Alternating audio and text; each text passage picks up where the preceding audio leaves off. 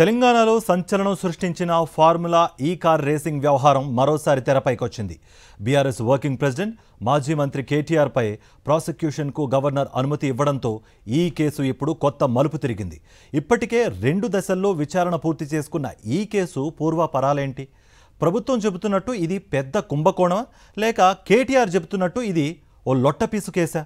Formula ఈ car racing కేసులో BRS working president KTR కు బిగ్ షాక్ తగిలింది. కేటీఆర్ పై విచారణకు గవర్నర్ జిష్ణుదేవ్ వర్మ అనుమతినిచ్చారు.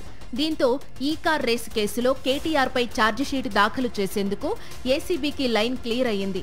కేటీఆర్ పై విచారణకు గవర్నర్ అనుమతి కోరుతూ ఇటీవల తెలంగాణ ప్రభుత్వం లేఖ రాసింది. ఈ నేపథ్యంలో తాజాగా గవర్నర్ గ్రీన్ సిగ్నల్ ఇచ్చారు.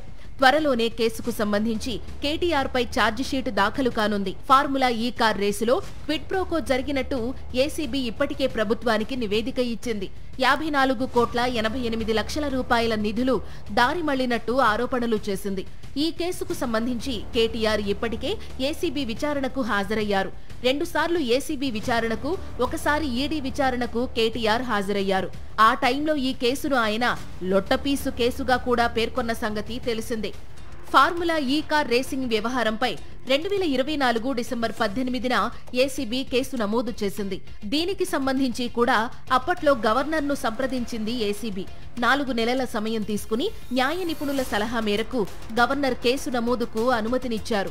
అప్పటి ప్రభుత్వ ప్రధాన కార్యదర్శి శాంతికుమారి గవర్నర్ అనుమతి ఇచ్చిన విషయాన్ని ప్రస్తావిస్తూ ఫార్ములా ఈ కార్ రేసు వ్యవహారంలో విచారణ చేపట్టాలని ఏసీబీకి సూచించారు. దీని ఆధారంగా ఏపీసీ కేసు నమోదు చేసింది. కేటీఆర్ పై అవినీతి నిరోధక చట్టం సెక్షన్ 13(1)(a) రెడ్ విత్ 13(2)తో పాటు ఐపీసీ 409 రెడ్ విత్ 120(b) సెక్షన్ల కింద కేసు నమోదు చేశారు. అలా కేసు నమోదైన తరువాత కేటీఆర్ 2 సార్లు విచారణకు హాజరయ్యారు. ఆ విచారణ ఆధారంగా ఛార్జిషీట్ దాఖలు చేసేందుకు ఏసీబీ మరోసారి గవర్నర్ను సంప్రదించగా తాజాగా గవర్నర్ నుంచి అనుమతి లభించింది. ఈ కేసులో A1గా కేటీఆర్, A2గా ఐఏఎస్ అరవింద్ కుమార్, A3గా హెచ్ఎండిఏ చీఫ్ ఇంజనీర్ బిఎల్ఎన్ రెడ్డిపై కేసు నమోదయ్యింది. గవర్నర్ నుంచి అనుమతి రావడంతో త్వరలోనే కేటీఆర్ పై అభియోగాలు నమోదు చేసేందుకు ఏసీబీ సిద్ధమవుతోంది. అదేవిధంగా అటు కీలక నిందితులైన ఐఏఎస్ అరవింద్ కుమార్ పై అభియోగాల నమోదుకు డీఓపీటీకి రాష్ట్ర ప్రభుత్వం లేఖ రాసింది. కేంద్ర మానవ వనరుల అభివృద్ధి మంత్రిత్వ శాఖకు అనుబంధంగా ఉండే ఈ శాఖ నుంచి అనుమతి వచ్చిన వెంటనే అరవింద్ కుమార్ పై కూడా అభియోగాలు నమోదు చేస్తుంది ఏసీబీ. ఓవరాల్ గా ఈ కేసు పూర్వాపరాలు చూసుకుంటే కేసుకు సంబంధించి గవర్నర్ ఆదేశాల మేరకు డిసెంబర్ 18, 2024న ఎఫ్ఐఆర్ నమోదు చేశారు. ఆ వెంటనే 10 రోజులకు అంటే డిసెంబర్ 28న అరవింద్ కుమార్ విచారణ జరిగింది. ఇక ఈ ఏడాది జనవరి 3న బిఎల్ఎన్ రెడ్డిని విచారించింది ఏసీబీ. జనవరి 7న కేటీఆర్ విచారణకు హాజరయ్యారు. అక్కడితో తొలి దశ విచారణను ముగించిన ఏసీబీ తిరిగి జూన్లో 2వ దశ విచారణను మొదలుపెట్టింది. ఇందులో భాగంగా జూన్ 16న మరోసారి ఏసీబీ ఎదుట హాజరయ్యారు కేటీఆర్. తాజాగా మరోసారి గవర్నర్ను ఆశ్రయించిన ఏసీబీ ప్రాసిక్యూషన్ అనుమతి పొందింది. త్వరలోనే ఈ కార్ రేసుకు సంబంధించి కేటీఆర్ పై ఛార్జిషీట్ దాఖలు చేయబోతోంది ఏసీబీ. అసలు ఈ కార్ రేసింగ్లో కుంభకోణం జరిగిందా? అసలు ఇది కేసే కాదు అంటున్నారు కేటీఆర్. అవసరమైతే లై డిటెక్టర్ పరీక్షకు సైతం సిద్ధం అంటూ సవాల్ విసిరారు. అటు ప్రభుత్వం, ఏసీబీ మాత్రం ఈ రేసింగ్ ముసుగులో కోట్ల రూపాయల కుంభకోణం జరిగిందని ఆరోపిస్తోంది. ఈ కేసులో కేటీఆర్ వాదనలు, ఏసీబీ వాదనల గురించి తెలుసుకునే ముందు అసలు ఈ కేసులో ఎన్ని కోట్ల రూపాయల లావాదేవీలు జరిగాయి, ఎలా చేతులు మారాయి, ఎక్కడ నిబంధనల ఉల్లంఘన జరిగిందని చెబుతున్నారో ఓసారి చూద్దాం. ఈ కార్ రేసింగ్ కోసం 200 కోట్ల రూపాయలు ఖర్చు చేశారు. ఈవెంట్ నిర్వహణ సంస్థగా వ్యవహరించిన గ్రీన్కో సంస్థ 150 కోట్ల రూపాయలు ఖర్చు చేయగా హైదరాబాద్ రేసింగ్ లిమిటెడ్ సంస్థ 30 కోట్ల రూపాయలు ఖర్చు చేసింది. రోడ్లు, ఇతర అవసరాల కోసం హెచ్ఎండిఏ 20 కోట్ల రూపాయలు ఖర్చు పెట్టింది. ఇలా అప్పటి ఈ కార్ రేసింగ్ ను విజయవంతంగా నిర్వహించారు.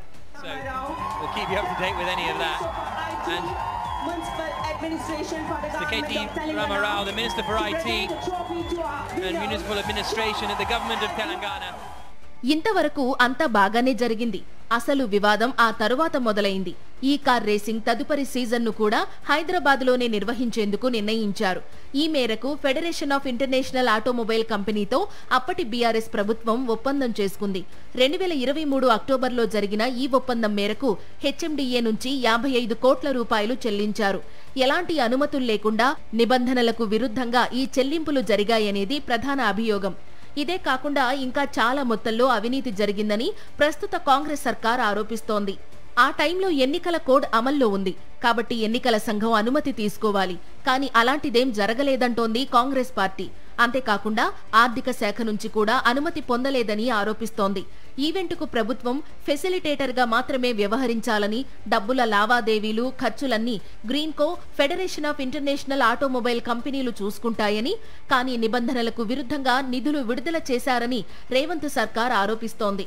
పైగా ఆర్బీఐ అనుమతి లేకుండా కొంత మొత్తాన్ని డాలర్ల రూపంలో కూడా చెల్లించారని, అలా కొంత డబ్బు చెల్లించిన తరువాత ఒప్పందం కుదుర్చుకున్నారని చెబుతున్నారు.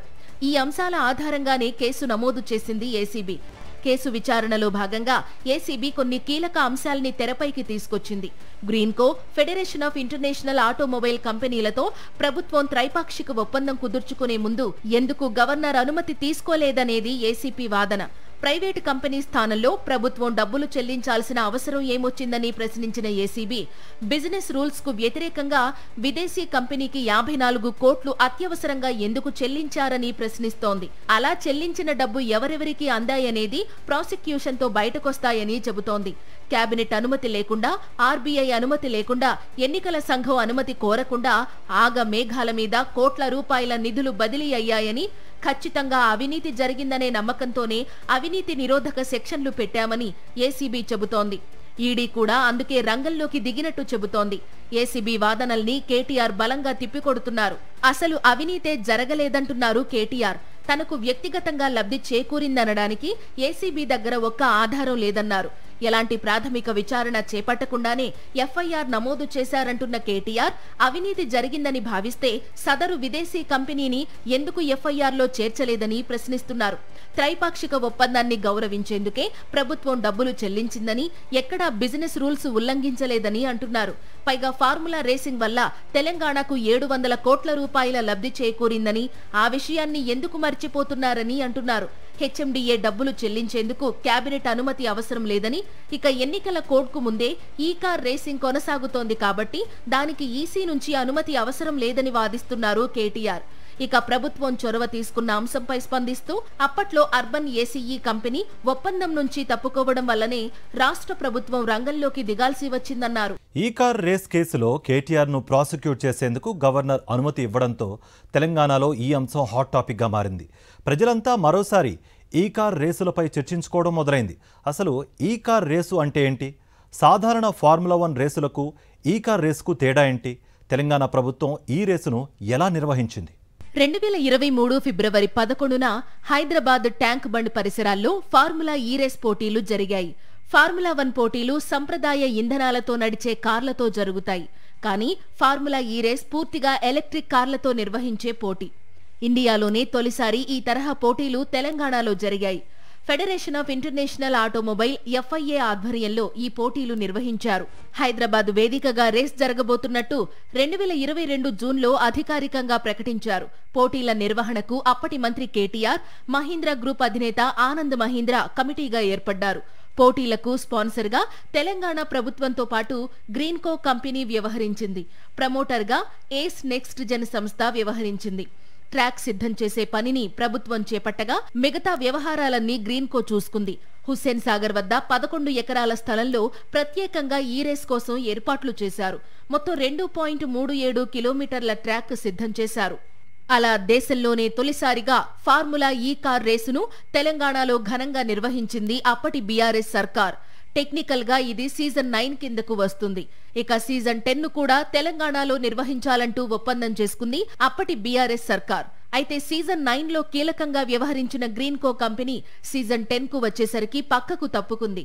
దీంతో గ్రీన్కో బదులుగా హెచ్ఎండిఏ రంగంలోకి దిగింది. స్వయంగా తామే ఫార్ములా ఈ కార్ రేస్ సీజన్ 10 నిర్వహిస్తామంటూ డీల్ మాట్లాడింది.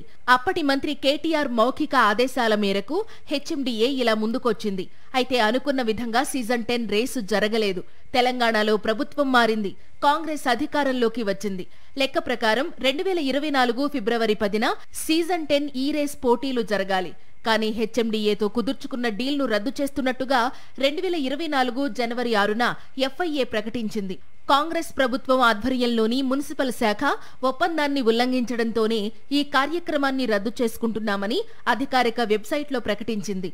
అప్పట్లో ఈ అంశంపై కేటీఆర్ స్పందించారు. హైదరాబాద్ బ్రాండ్ ఇమేజ్ ను విశ్వవ్యాప్తం చేసే ఈ కార్ రేసింగ్ లాంటి కార్యక్రమం నుంచి ప్రభుత్వం వైదొలగడాన్ని కేటీఆర్ తీవ్రంగా విమర్శించారు. తాము ఎంతో శ్రమపడి ఈవెంట్ ను ఇండియాకు తీసుకొస్తే రేవంత్ సర్కార్ నిర్ణయాలు తెలంగాణ అభివృద్ధికి ప్రతికూలంగా ఉన్నాయన్నారు. కేటీఆర్ వ్యాఖ్యల్ని అప్పట్లో తెలంగాణ ప్రభుత్వం తీవ్రంగా ఖండించింది. హెచ్ఎండిఏకు ముఖ్యమంత్రి చైర్మన్ గా వ్యవహరిస్తారని, అప్పట్లో కేసీఆర్ చైర్మన్ గా ఉంటే ఆయనకు తెలియకుండానే కేటీఆర్ ఏకపక్షంగా నిర్ణయాలు తీసుకున్నారని కాంగ్రెస్ సర్కార్ ఆరోపించింది.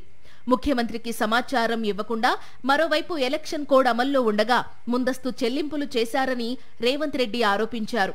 ఆ వెంటనే హెచ్ఎండిఏ కమిషనర్ గా ఉన్న అరవింద్ కుమార్ కు నోటీసులు జారీ చేశారు.